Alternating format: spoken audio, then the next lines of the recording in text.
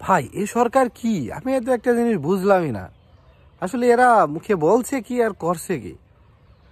মানে এক কথা, আমি যে মুক্তিযোদ্ধাদের নিয়ে যেটা বলতে চাচ্ছি, আসলে মুক্তিযোদ্ধাদের নিয়ে এরা এত ডিসিশন দিচ্ছে, এত সমস্যা, মানে নিউজ হয়েই যাচ্ছে, বাতিল হবে, যাচাই বাছাই হবে, মুক্তিযোদ্ধাদের ভিতরে একটা আতঙ্ক সৃষ্টি করে দিয়েছে।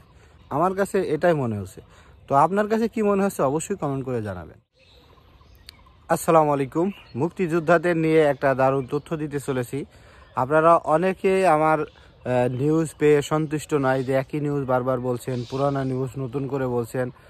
আসলে তথ্য হচ্ছে এই যে এই মুক্তিযোদ্ধা বিষয়ক সরকার যারা রয়েছে, উপদেষ্টা যারা রয়েছে মন্ত্রণালয়ের দায়িত্বে, তারা কিন্তু মুক্তিযোদ্ধাদের নিয়ে যে খবর বা তথ্য প্রকাশ করার কথা বলছিল, যে সময় তারা নিয়েছিল, সেই সময়ের মধ্যে কিন্তু কিছুই করতে পারেনি। এক কথায় এই সরকার মুক্তিযোদ্ধাদের নিয়ে এখন পর্যন্ত নতুন কোনো পদক্ষেপ নেয়নি।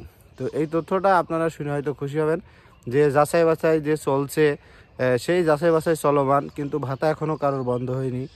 এবং নতুন করে যে বয়স কম যাদের ছিল তাদের যে বাতিল হবে, এই বিষয়ে তারা কোনো পদক্ষেপ দেয়নি, এখনও পর্যন্ত কোনো পদক্ষেপ নেয়নি তারা, বা কোনো সিদ্ধান্তও দেয়নি।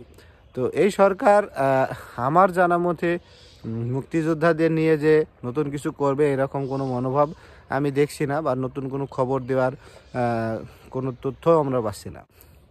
মুক্তিযোদ্ধাদের নিয়ে নতুন কোনো সিদ্ধান্ত নিতে হলে অবশ্যই সরকারকে বারংবার ভাবতে হবে। ঠিক সেই প্রেক্ষিতে সরকার কিন্তু এখনও ভেবেই চলেছে, কোনো সিদ্ধান্ত নেয়নি।